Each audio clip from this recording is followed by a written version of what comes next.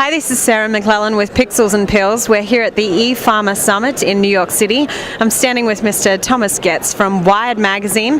He spoke this morning and, you touched on a lot of different things, but first let's get a little bit about your background and why you're speaking here at the ePharma Summit. Sure. So I'm an editor. I'm executive editor at Wired magazine in San Francisco. And so one of the things we try to do at Wired is pay attention to trends that are kind of coming from the technology world, but really breaking over into people's daily lives, like how technology changes their daily life. And personally, I have a strong interest in health medicine. So that is a really fascinating area for where technology impacts lives at a very kind of oftentimes fraught, delicate moments when people need to make very serious decisions. Mm-hmm. So that is what I was trying to talk about today, is how do you help people make those decisions and use the best available information to kind of make better decisions. And it's not easy. One of your points was all about IWF, or information with feeling.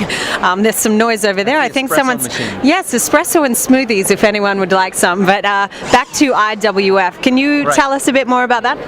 So IWF is the highly scientific acronym for information with feeling. And what that is just this notion that information is great, and there's no end of information in healthcare, but unless it has feeling, unless there's some kind of emotional component that goes along with it, it doesn't really break through. It's hard to get people to kind of wake up, break out of the kind of course of their daily lives and change what they do. And that's what the kind of potential of IWF or information with feeling is.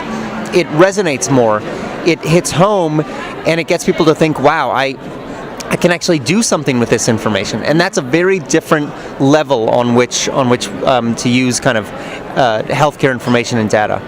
As someone who's not really in the pharma industry myself, as a general consumer, I'm an iPhone user. I have a lot of apps, and you spoke about apps that are connecting people directly with managing their health and well-being. What are some of the, apps that are out there leading in the market at the moment for this particular genre? Right. So there are, I think, maybe 50 to 100,000 apps that have some health component. I mean, it's amazing. Health is a huge category on the iTunes App Store. And a lot of them are quite creative in using some of the components of the iPhone in terms of the sensors, the motion sensor that helps people sleep better. So you can create a sleep lab at home now. You basically you put the iPhone on your bed, under your pillow, and it can detect when you roll over, and that corresponds to how well you're sleeping. Okay. So that's a great app. And there's another app that helps people lose weight. It's called Lose It, and it kind of helps you track your weight. It's a very kind of putting into effect some of these techniques that people have known for a long time, but it's easier to do. There's another app that I love.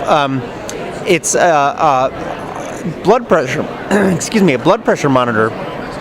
But it uses the light sensor on the camera. So you put your hand over the light sensor on the back of the iPhone, and it can read the blood going through your skin. It really works. And so that type of creativity is the stuff that really, I think, is representative of this shift that we're making towards gathering data, gathering personal information, and being able to act on it in real time. It's a feedback loop, and it's really powerful. It's so exciting that all of these things are just sort of accelerating, and the innovation is happening so quickly. I know that we've done a little bit of background stuff on your book, and you mentioned that it's coming out now in paperback. Do you want to tell us a little bit more about that and where people can get it? Sure. Well, it's available all over the place on Amazon, most prominently probably, and the book is it's also updated. I updated the paperback version, so it actually has some specific kind of techniques for engagement that individuals can do. But the book again is about the challenge of making good decisions, and how do we actually get people to to take control of their health and think of their health in positive terms rather than negative terms. And that goes back to this IWF idea. When we start to think about our health as something that we are confident in, that we have a role in, Right. rather than something that causes fear and anxiety, Right. it's a completely different kind of way of engaging with health. And it's something that, thankfully, and I'm very hopeful that more and more tools and opportunities for people are going to come up that kind of paint out that path. So it's not just the book; it's out there everywhere. Well, fantastic. Thank you so much, Thomas, for speaking with us today. Excellent. This is Sarah McClellan with Pixels and Pills.